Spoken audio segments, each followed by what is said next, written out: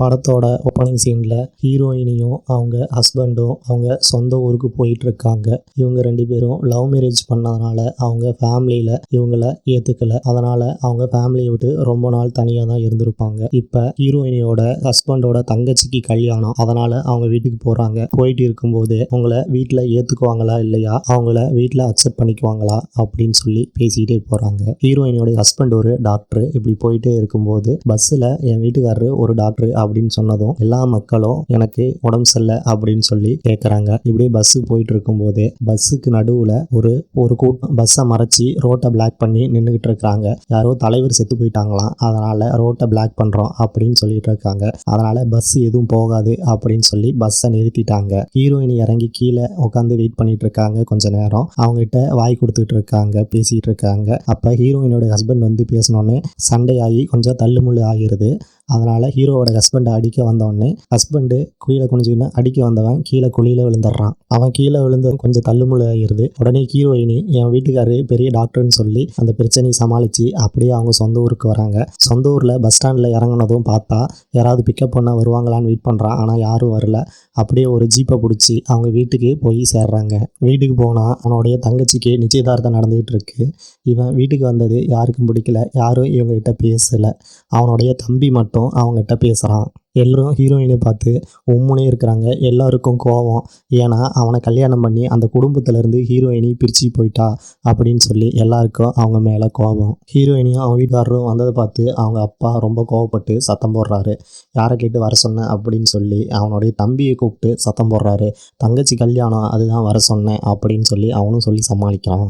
அதான் நிச்சயதான் முடிஞ்சிருச்சு, நாங்கள் கிளம்புறோம் அப்படின்னு சொல்கிறாங்க.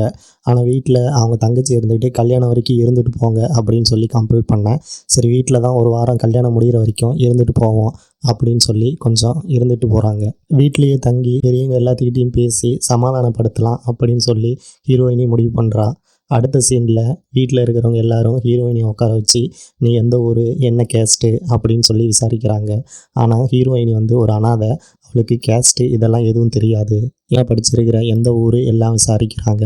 அது மட்டும் இல்லாமல் சமையல் பண்ண தெரியுமா, அது பண்ண தெரியுமா, இது பண்ண தெரியுமா அப்படின்னு கேட்டதும் ஹீரோயினி ரொம்ப டென்ஷன் ஆகிடுறா. ஆனால் இவளுக்கு சுத்தமாக சமைக்கவே தெரியாது. அடுத்த சீனில் ஹீரோவை அப்பாவை காட்டுறாங்க. ஹீரோவோட அப்பா அந்த ஊரில் ஒரு அரசியல் கட்சியில் பெரிய ஆள் போல் இருக்குது, ஒரு மாவட்ட செயலாளர் போல் இருக்குது. அந்த அரசியல் கட்சியிலே 2 கேங்காக இருக்கிறாங்க. அதில் இன்னொரு எதிர் கேங்கில் இருக்கிறவன் எனக்கு எலெக்ஷனில் சீட்டு வேணும் அப்படின்னு சொல்லிட்டு கொஞ்சம் பிரச்சனை பண்ணிகிட்டு இருக்கான். அப்படியே கட் பண்ணால் போலீஸ் ஸ்டேஷனை காட்டுறாங்க. போலீஸ் ஸ்டேஷனில் ஃபேக்ஸ் வந்திருக்கு. சிஎம் இந்த ஊர் வழியாக கிராஸ் பண்ணி போகிறதுனால செக்யூரிட்டியை கொஞ்சம் டைட் பண்ண சொல்லி போலீஸ்க்கு ஃபேக்ஸ் வந்திருக்கும். அப்படி கட் பண்ணால் ஜெயிலில் வில்லனை காட்டுறாங்க. வில்லனோட பேர் கருணா. இந்த கருணாவை பார்க்கறதுக்கு இப்போ வெளியே இருந்து ஒருத்தன் வந்திருக்கிறான். அவன் கருணா கிட்ட வந்து ஜான்சி மாதிரி ஒருத்தியை பார்த்தேன் அப்படின்னு சொல்கிறான். ஹீரோயினை தான் அவன் பார்த்துட்டு ஜான்சின்னு சொல்லி கருணா கிட்ட வந்து சொல்லியிருப்பான். கருணா அதுக்கு இருந்துக்கிட்டு ஜான்சி மாதிரி இருந்தா அப்படின்னா அவளையே ஃபாலோ பண்ணி போய் அவளா இல்லையான்னு கன்ஃபார்ம் பண்ண வேண்டியதாண்டா அப்படின்னு சொல்கிறான். சரி அப்படின்னு சொல்லிட்டு அவளை ஃபாலோ பண்ணுறேன் அப்படின்னு சொல்லி போயிடுறான். அப்படியே கட்டினா அடுத்த நாள் விடிய காத்தால் வீட்டில் எல்லோரும் நேரமாக எழுந்திரிச்சு பூஜை பண்ணிகிட்டு இருக்கிறாங்க. ஹீரோயினி இப்போ தான் பொறுமையாக எழுந்திரிச்சு குளிச்சுட்டு வந்து பார்த்தா எல்லோரும் பூஜை பண்ணிகிட்டு இருக்கிறாங்க. எல்லோரும் இவளை ஒரு மாதிரியாக பார்க்குறாங்க. சாமி கும்பிடும்போது மங்களம் தெரியுமா அப்படின்னு சொல்லி பாட்டு பாட சொல்கிறாங்க. ஆனால் ஹீரோயினிக்கு அதெல்லாம் தெரியாது. உடனே அவனுடைய தங்கச்சி நான் பாடுற மாதிரி பாடுங்க அப்படின்னு சொல்லி கொடுத்துட்ருக்கிறா.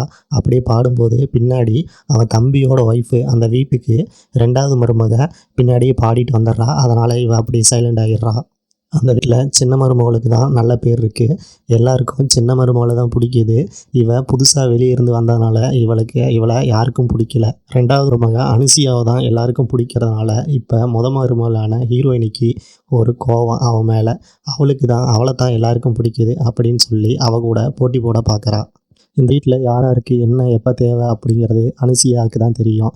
அதனால் இந்த பெரிய மருமகளுக்கு கொஞ்சம் உள்ளுக்குள்ளே கொஞ்சம் எரியுது. நானும் ஒரு நல்ல மருமக தான் அப்படின்னு சொல்லி பேர் எடுக்கணும்னு இவ விருப்பப்படுறா. ஆனால் ஹீரோயினிக்கு எதுவும் தெரியாதனால அவளுடைய ஃப்ரெண்டுக்கு ஃபோனை போட்டு வர வைக்கிறா. அவளுக்கு வீட்டு வேலையெல்லாம் தெரியும், நல்லா சமைக்க தெரியும். அவகிட்ட இருந்து நல்லா சமையலை கற்றுக்கலாம் அப்படின்னு சொல்லி அவளை வர வைக்கிறா. அவள் வெளியூர்லேருந்து பஸ்ஸில் இருந்து இறங்கினோடனே அவளை கூட்டிகிட்டு போய் ஒரு லாட்ஜில் தங்க வைக்கிறா.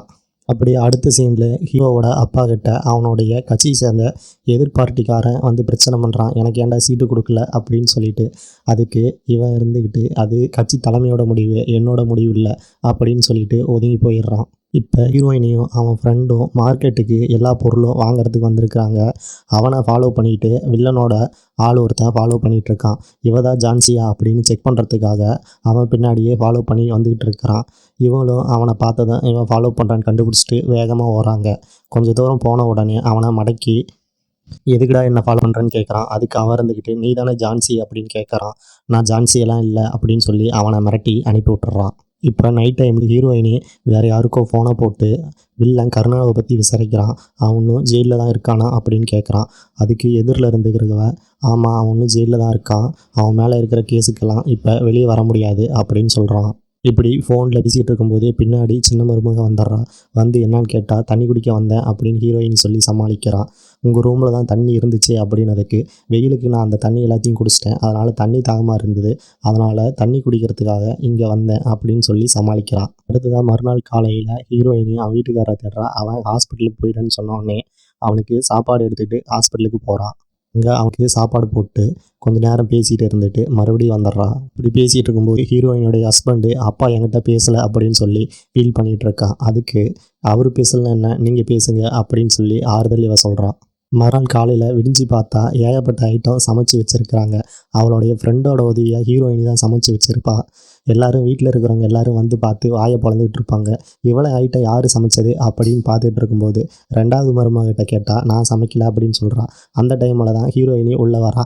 நான் தான் காலையில் நேரமாக எந்திரிச்சு சமைச்சேன் அப்படின்னு இவ சொல்கிறா. ஆனால் இது எல்லாத்தையும் அவளுடைய ஃப்ரெண்டு தான் சமைச்சு இவளுக்கு கொடுத்துருப்பா. அவள் அந்த லாட்ஜில் தங்கியிருந்து அங்கே சமைச்சு கொண்டு வந்து இங்கே வீட்டில் கொடுத்துட்டு போயிருப்பா காலங்காத்தாலேயே. இப்போ வீட்டில் பார்க்குறது கோலம் போடுறது எல்லா வேலையும் ஹீரோயினி செய்கிற மாதிரி ஆக்ஷனை போட்டுக்கிட்டு இருக்கா. அதனால் வீட்டில் இருக்கிறவங்க எல்லாருக்கும் இப்போ ஹீரோயினியை கொஞ்சம் பிடிக்க ஆரம்பிச்சிருது. இதை பார்த்தோன்னே ரெண்டாவது மருமகளான அனிஷியாவுக்கு கொஞ்சம் பொறாமை அதிகமாகுது.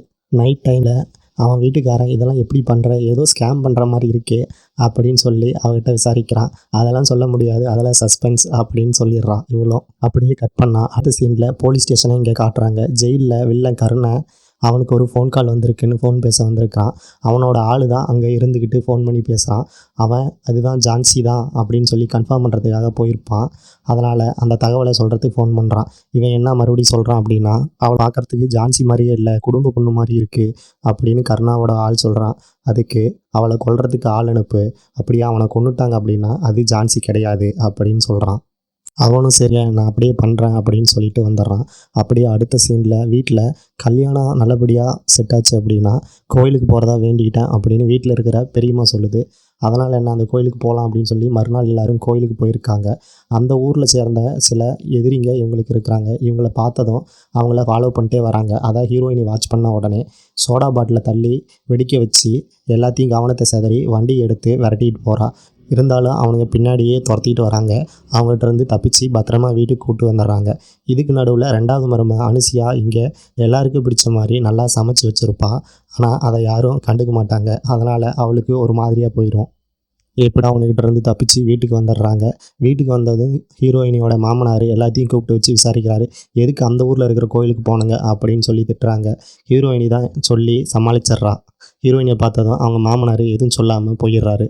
அவங்கள எல்லாத்தையும் காப்பாற்றினால அவங்க மாமியாருக்கு பிடிச்சி போய் அவளை கூப்பிட்டு அவளுக்கு நகையெல்லாம் கொடுக்குறான்.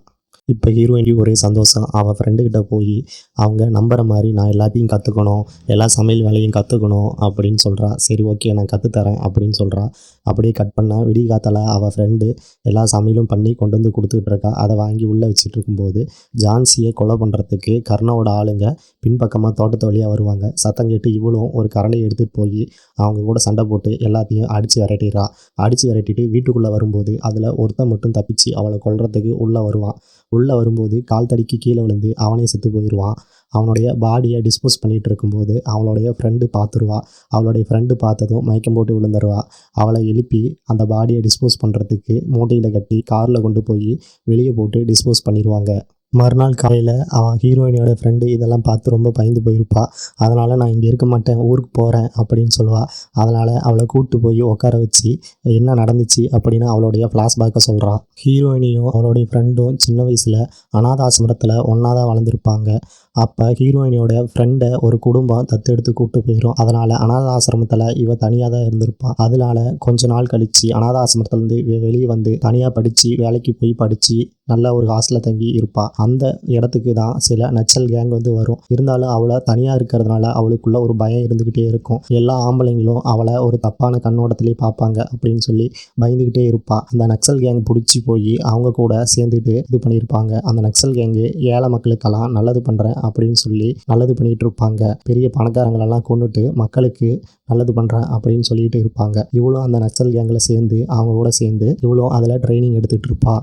அந்த கேங்கோட லீடர் தான் கர்ணா அப்படிங்கிறவன். அவன் தான் ஜான்சியை பிடிச்சி போய் அந்த கேங்கில் சேர்த்துக்கிட்டு அவளுக்கு எல்லா ட்ரைனிங்கும் சொல்லி தருவான். நீ ரொம்ப ஸ்பெஷல் அப்படின்னு சொல்லி எல்லா ட்ரைனிங்கும் சொல்லி தருவான். ஹீரோயினிக்கு அது மட்டும் இல்லாமல் ஜான்சி அப்படின்னு சொல்லி பேரும் அவன் தான் வைப்பான். அப்படியே கொஞ்ச நாள் போயிட்டு இருக்கும்போது தான் கர்ணாவோட உண்மையான முகம் தெரியும். பணக்காரங்கிட்ட காசை வாங்கிட்டு தான் இன்னொரு பணக்காரனை கொல்றான் அப்படின்னு தெரிஞ்சுக்குவாங்க. அதனால அவங்க எல்லாரும் அவனை எதிர்த்து போராடுவாங்க. ஆனாலும் கர்ணாவை எதுவும் செய்ய முடியாதனால இவங்க அமைதியாகவே இருப்பாங்க. ஒரு நல்ல நேரம் வரும் அப்படின்னு சொல்லி வெயிட் பண்ணிட்டே இருப்பா. அப்படி இருக்கும்போது ஒரு நாள் ஒரு பிரச்சனையில போலீஸ் கிட்ட கர்ணாவை மாட்டி விட்டு அங்கிருந்து ஜான்சி வெளியே தப்பிச்சு வந்துருவான். அவனை போலீஸ்கிட்ட மாட்டி விட்டு அங்கிருந்து வெளியே வந்து தான் அவனுடைய வீட்டுக்காரனை லவ் பண்ணி மேரேஜ் பண்ணியிருப்பா.